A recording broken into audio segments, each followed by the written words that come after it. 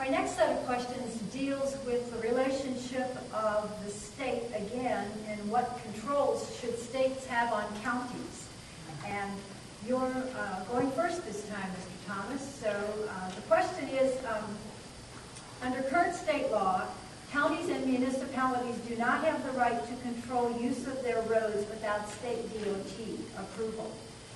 Do you think that state law should be changed so that Henderson County would have the authority, for instance, to ban 18-wheelers for narrow winding roads like Little River Road, North and South Rugby?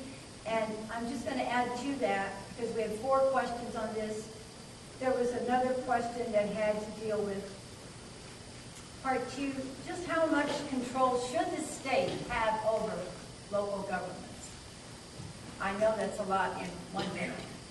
You can do it. In a nutshell, anytime you can bring the control of the area, a suitable area like Henderson County, down to Henderson County, I feel you're going to be better off. The state, if they will stop making mandates that are unfunded, that will help your counties prosper at a higher level. And long as they don't try to transfer the cost of building those roads onto your shoulders. And that may sound like a double-edged sword, but the building of the roads is a tremendous cost, and I don't see many counties that can deal with it. Maybe Charlotte could, but not the smaller counties like Transylvania, Polk, and Henderson. But as far as judging your what should be on those roads, I think that's a double-edged sword too, because if it's not statewide, if you have 18-wheelers restricted on Henderson County roads, but they're not restricted in Polk and Transylvania County, you've presented a problem. Thank you. Representative Justice. Thank you. I think I need more than my time to answer this. I do believe that local government is the best government. People should control themselves. But there's been an awful lot of behind-the-scene discussion in Raleigh about requiring counties to maintain secondary roads. Since the Medicare cost was lifted from the state, that would just be disastrous to turn secondary roads over to the state, and I will never vote for that. We did have a bill this year that would have let the really long trucks on all roads, and those of us in the West managed to get some changes in that. Thank you. Mr. Goebel? It seems to me that the overwhelming issue in this question is a matter of safety. And then the second consideration is what Mr. Thomas pointed out, to have 2 different, or a myriad of different county regulations about the use of 18-wheelers, etc., leads to confusion. It was the reason we had to do away with the Articles of Confederation in 1789 and start a new country. But it's incumbent on state government, it seems to me, that that all roads have to be built and used and maintained with safety is the primary factor. And so there has to be a coordination, but I can't see a county taking over and having the right to judge who, in fact, would use their roads. That's a situation that doesn't make a lot of sense to me. We've got to address the issue of what has happened in Raleigh. We need to change the culture of how we do business in Raleigh. I'm not sure if you're aware, but the Democrats have been in control of the North Carolina Senate since 1898. They've been in control of the House for years and years and years. Friends, we have a tremendous deficit, something to the tune of $21 billion. It has grown since Governor Easley has been governor by $10 billion. I have great concern about the control of government.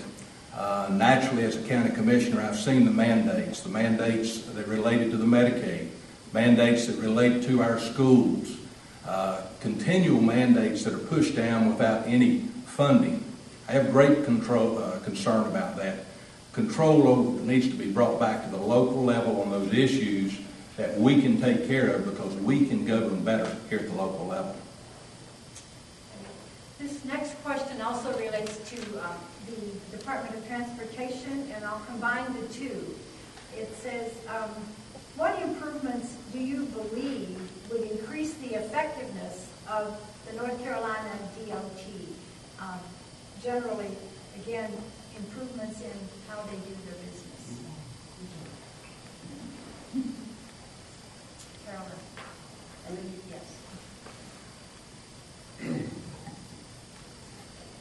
Well, the first thing we could do to improve the DOT would be to stop some of the good old boy system, because you read about that all the time in the newspapers. So-and-so's getting this road paved near his property and he's on the board. I think most people who work for DOT are good, hard-working employees.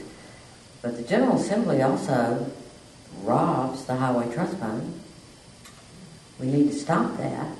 Trust fund means that money goes for highways. We did vote this year to reduce the amount we rob them. Thank you. Mr. Goebel? I agree that the Highway Trust Fund, that taxes that when you buy an automobile and when you buy a gallon of gas, those taxes are designed by law very specifically to be addressed to transportation, and over $200 million was diverted into the general fund to pay for current needs. That's a problem. Transportation in general is a problem within the state of North Carolina, as we know. There's conversation about toll roads, etc.